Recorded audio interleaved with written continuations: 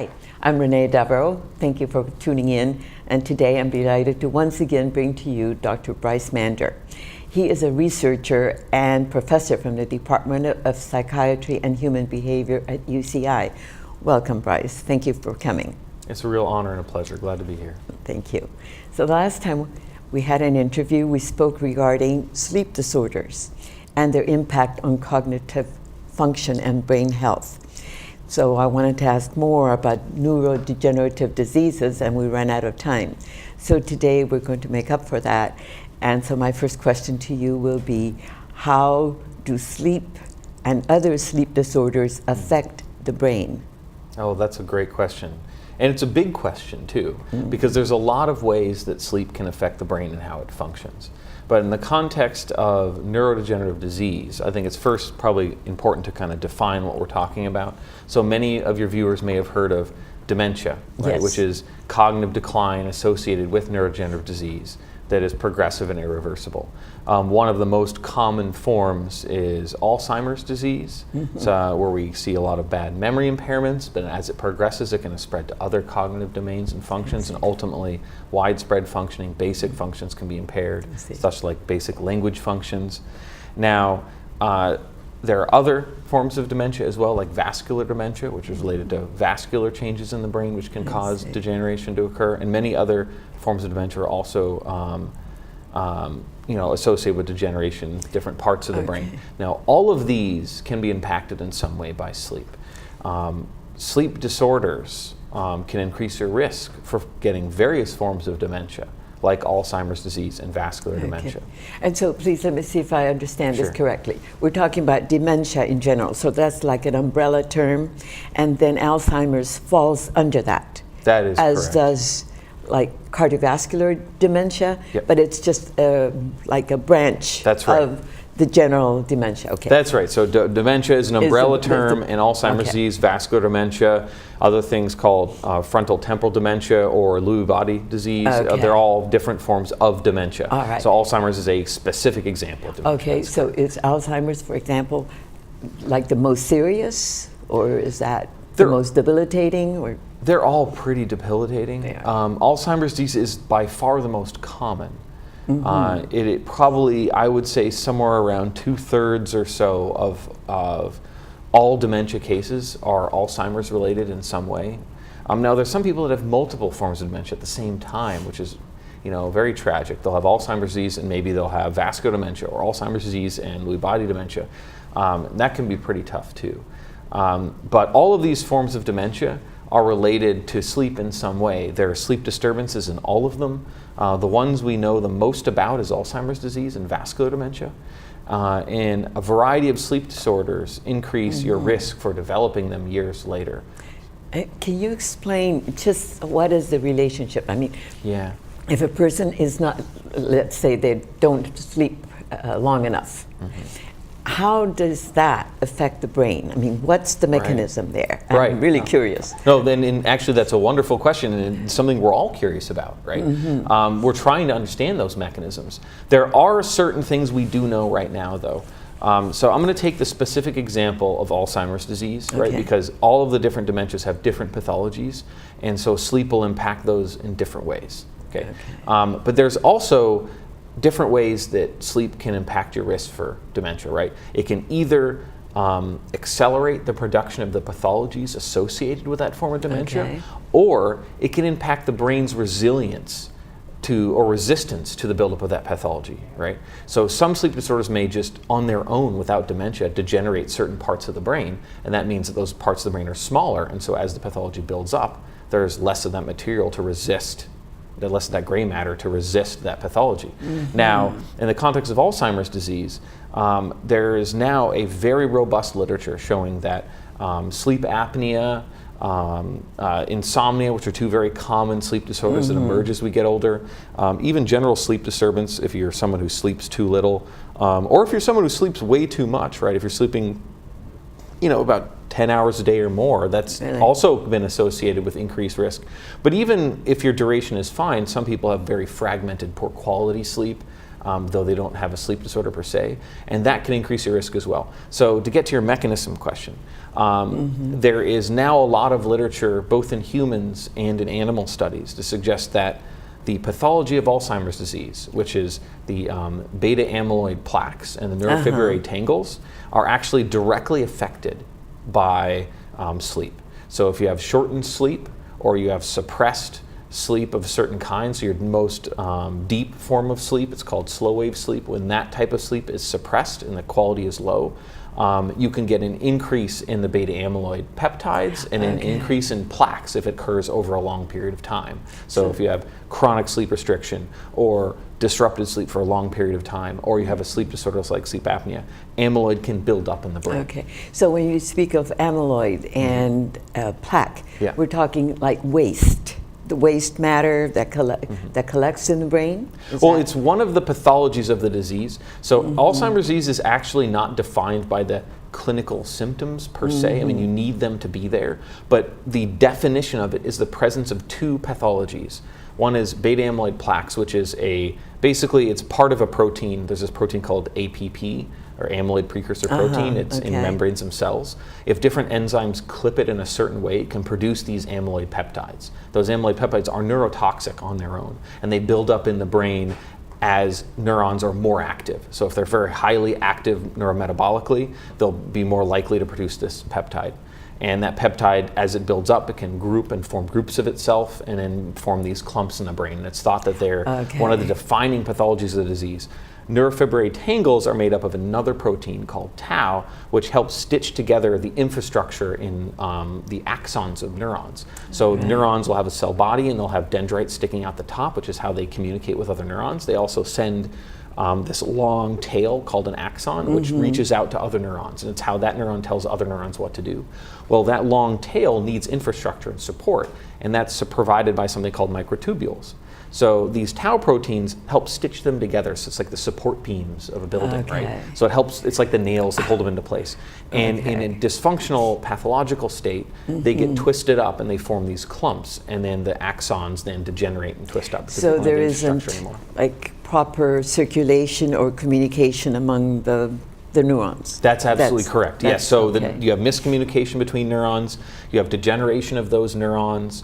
You have a metabolic dysregulation, and you have problems with waste in the brain. It can build up and you can't clear it, and you have problems with those cells being able to repair themselves. So all those things are fundamental to the brain in working properly, and Alzheimer's disease attacks every single one of those pathways. So would you say this is cumulative?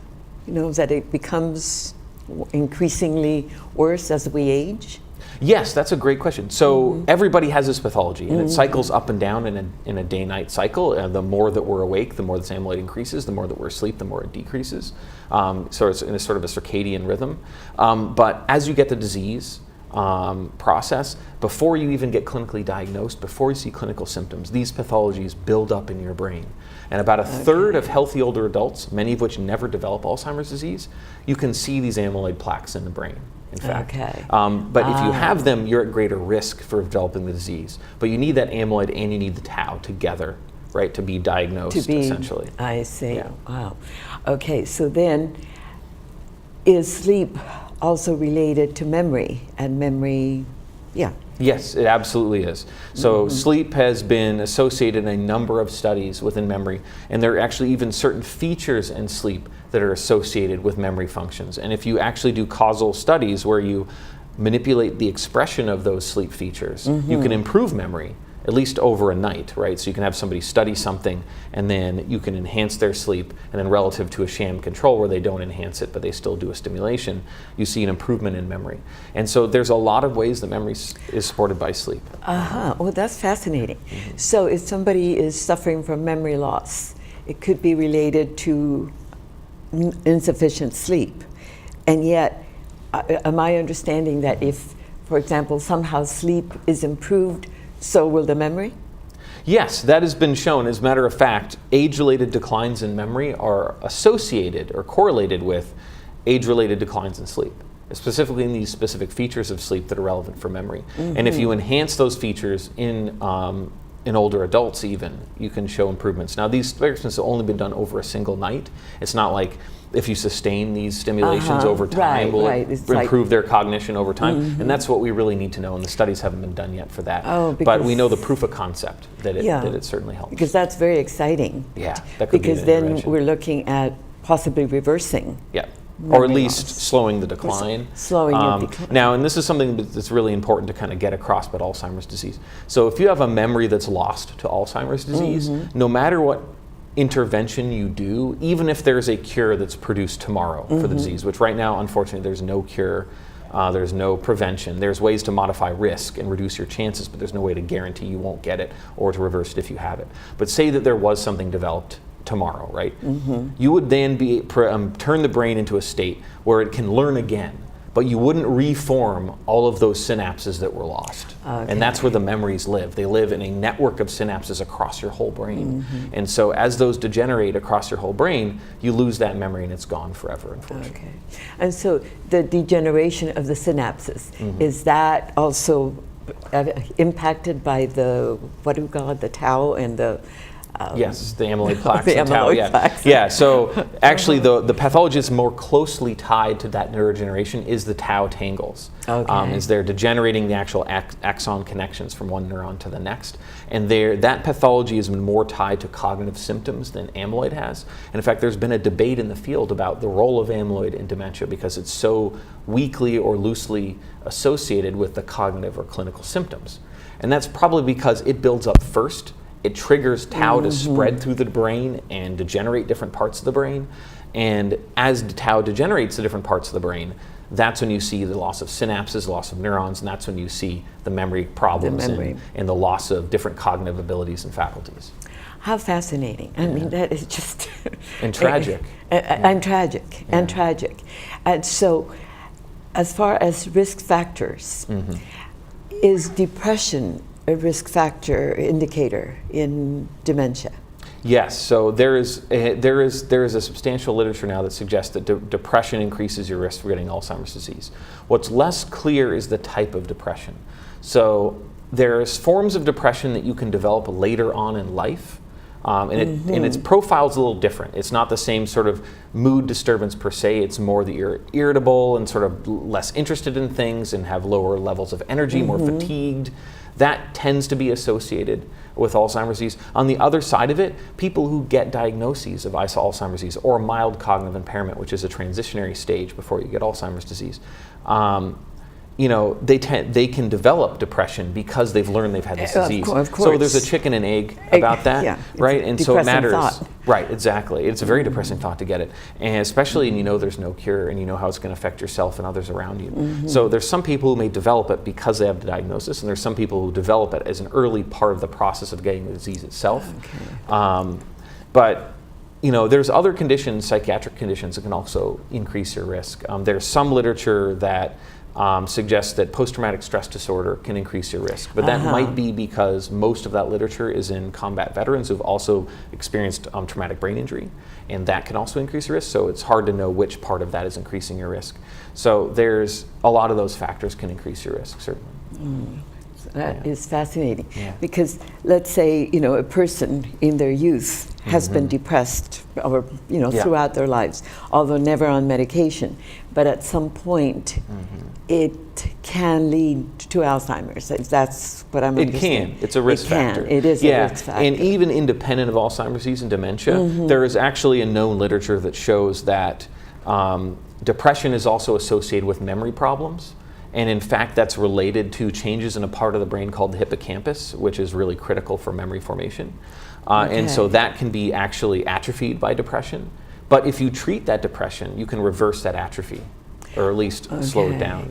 And so that's hopeful, at least. And so the treatment, are you talking about medication? Medications, behavioral interventions as well.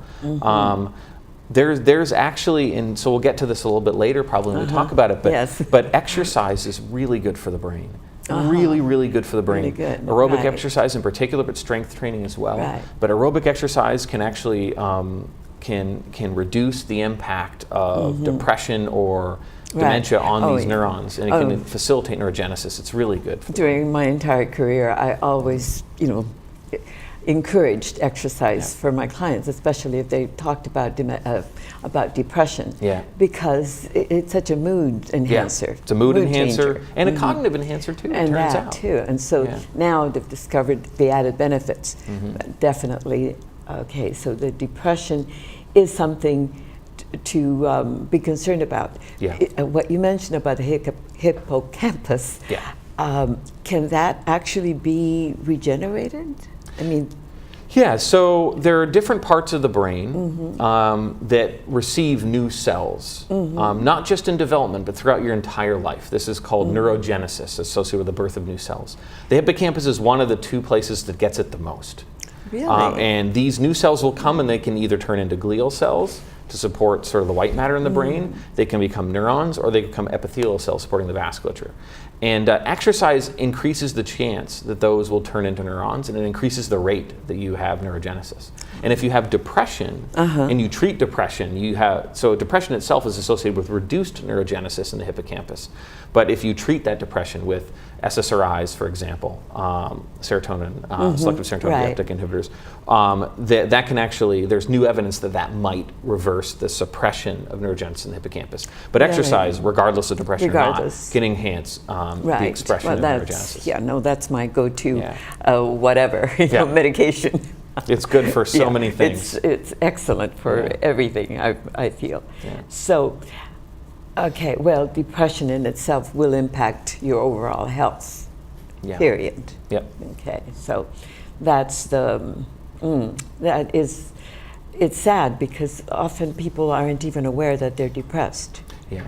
You say that it kind of grows, and then they're really depressed and they just won't even go out or do anything. Total isolation and so forth. And that's an example of how depression can actually facilitate sedentary lifestyle or a lifestyle where you're isolated socially.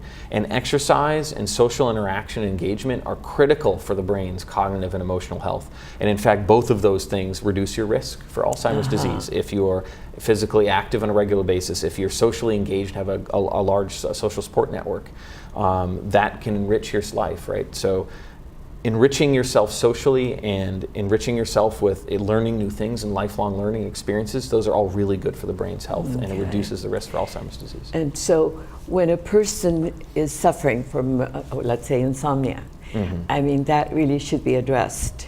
I mean, it seems like it's mandatory that be addressed. I would say so. I would agree with that statement. Okay. Insomnia itself increases the risk for Alzheimer's disease. And it's interesting because there's another sleep disorder that's very common, sleep apnea, and that increases your risk for all-cause dementia, so dementia of any kind. But insomnia, for some reason we don't understand, seems to increase your risk for Alzheimer's disease specifically. And it is also associated with a lot of different things. It increases your risk for depression. It increases, it's usually associated with sort of a chronic stress state, which can also be associated with something called inflammation in the body and in the brain, and that increases your risk for Alzheimer's disease. So there's many pathways in which insomnia can lead to bad things. So please tell us the difference between insomnia and sleep apnea, for example. Of course. So sleep apnea is an example of a sleep disorder that's related to sleep disordered breathing. So obstructive sleep apnea is the most common form. It's you have an obstructive reason, some maybe tissue in your throat or a loss of muscle tone in your airway, and so your tongue maybe falls back and clogs it, and so you have a pause in your breathing at night. Or how about a deviated septum? Yeah, that can increase your risk, certainly. So a lot of these things can impact your ability to breathe at night when you sleep, and so if you have sleep apnea, you'll have intermittent pauses in your breathing at night. So your brain is repeatedly throughout the night starving itself of oxygen, but also waking itself up a lot. And so that is an example of sleep disordered breathing. Insomnia is associated with specific behavioral symptoms. So you have trouble falling asleep, you have trouble staying asleep, you have trouble sleeping through the whole night, you may wake up too early and not be able to continue sleeping. And typically it's associated with sort of this fogginess during the day and this daytime dysfunction where you're sleepy and you can't quite sleep. And many people have described insomnia as actually a 24-hour disorder, not a nighttime disorder, because it may be associated with your brain being just hyper-aroused all the time. And that may be why you have problems sleeping. Now, it's a very heterogeneous disorder. There's different kinds, different causes, different reasons you get it. But it's fundamentally different from sleep apnea because that's a breathing disorder during sleep, whereas insomnia is a disorder in your ability to go to sleep and maintain sleep. Right. Well, it has to do with the nervous system, doesn't it? I mean, when a person is so hyper or you know, just very the metabolism seems to be running over time. Yeah, that's right. So then they have difficulty relaxing. So then what's the solution there? You know, to learn to relax. Sure. Yeah, and actually that's kind of the point. No, and so a lot of people who have insomnia get it treated with sleep aids. And you know, a lot of these sleep aids are sedatives. The sleep that they produce or they facilitate is not naturalistic sleep. And there are side effects, right? And it's not really clear what the long-term side effects are if you use it for a long period of time. So the American Academy of Sleep Medicine has actually come out recently and said the first-line treatment for insomnia is cognitive behavioral therapy for insomnia. There we go. So that's basically a form of therapy, right? So psychotherapy can help you with your insomnia symptoms, especially if it's tailored to what behaviors you do and you enact. But other behaviors also are helpful for insomnia. There's been evidence that mindfulness-based meditation or kind of yoga type interventions can also behaviorally impact your insomnia and impact your insomnia symptoms. So there's a lot of different behavioral ways that you can help. Okay, but it's something to be addressed. Yeah, consequently, I know that there's a lot of people I know here in this community who don't sleep. I mean, it's common. It's very common, and so I know that some have now that marijuana is legal, they've turned to that or CBD, and from what I understand is that CBD is not really all that effective in sleep disorders or insomnia. And are you doing any studies with that? We're not doing any studies with CBD. It's complicated as a story for CBD and marijuana in general. And that's partly because there's not a lot of research on it, because it's hard to do research on substances that are federally illegal, because we do these studies based on federal research dollars. So the National Institutes of Health, different organizations will fund these research studies, and they will not fund studies with illegal substances unless it's in a specific context of addiction, when you're focused on the addiction part itself. I see. So that becomes more challenging. But there has been some literature. There's a lot of literature that come from studies from Israel, for example, and other parts of the world. And most of the studies I've seen on marijuana, this is different from CBD specifically. Correct. But most of the studies I've seen on it shows that actually marijuana impacts and impairs your sleep quality. And if you're somebody who takes it regularly, that actually your withdrawal symptoms are pretty bad for your sleep if you go off of it. Oh, if you go off it, you can't sleep at all. Yeah, can't sleep at all, and it's really bad. Great. Now, that all said, I think it will depend on context, right?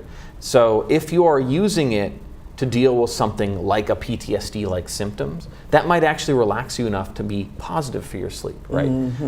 But it might be that you don't take it for your sleep, you take it for that anxiety disorder maybe during the day, and then they'll help facilitate you sleeping better at night.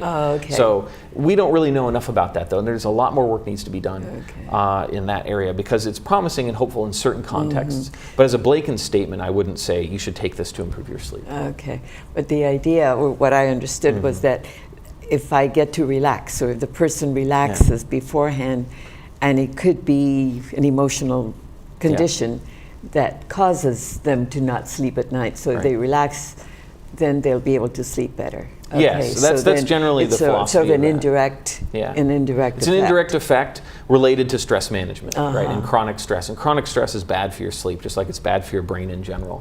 And so managing that is really important. And in fact, when you think about CBT, and CBTI, and you think about mindfulness meditation, those do the same thing, right? They're targeting towards making you more relaxed. And if you think about something called sleep hygiene, which is these type of behaviors you should do to optimize your sleep, which is sort of the blanket recommendation by physicians, they include have a relaxing routine before you go to bed, maybe an hour before you go to bed. You know? Well, would you believe that we're now getting close to ending our show? Oh my goodness. So I'd like for us to finish with your recommendations to help the brain regenerate, or to at least hold disease at off. Yeah, to hold it at bay. Yeah. So there is a series of different recommendations, I think. One of them, of course, is get good quality sleep for a good amount of time as best you can. One is to maintain a healthy diet, something that a heart-healthy diet, something like the Mediterranean diet, for example, is really good for your brain. Make sure you exercise regularly, stay socially engaged. A good example that targets lifelong learning, which is another important factor, exercise, and social engagement is dance. Dancing is really good for your brain, it's really good for your body, and it engages all of those risk factors together. How I love to hear that. Yeah. So I recommend it. Good answer. Yeah, thank you. Right. Yeah. So, okay, so those are the factors to help maintain sanity into our old years. Well, is there anything else that you can say to us about brain health? So that Sure, yeah. So there are certain medical conditions that might increase your risk for dementia, but a lot of people, when they think about their medical comorbidities, they think, I need to address those to be healthy. But they can also, if you address those medical conditions, they can reduce your dementia risk. And that actually may even count for medical disorders that don't increase dementia risk, because they may increase dementia risk indirectly. Say you're somebody, for example, who has a physical disability that can be addressed. Well, if you don't address it, you might live a more sedentary lifestyle. And exercise affects your risk. So it's important to make sure you live as healthy as possible. Don't ignore any medical conditions. I know people, for example, who have sleep apnea really don't like wearing those PAP masks. They hate They're it. very uncomfortable. But there is evidence that it reduces your risk associated with sleep apnea substantially. So it's really important to address all of those. Yeah, well, it's vital. Yeah. And so, again, I thank you so much for this valuable information, and I trust that our audience has enjoyed the show. And once again, thank you for watching, and see you next time.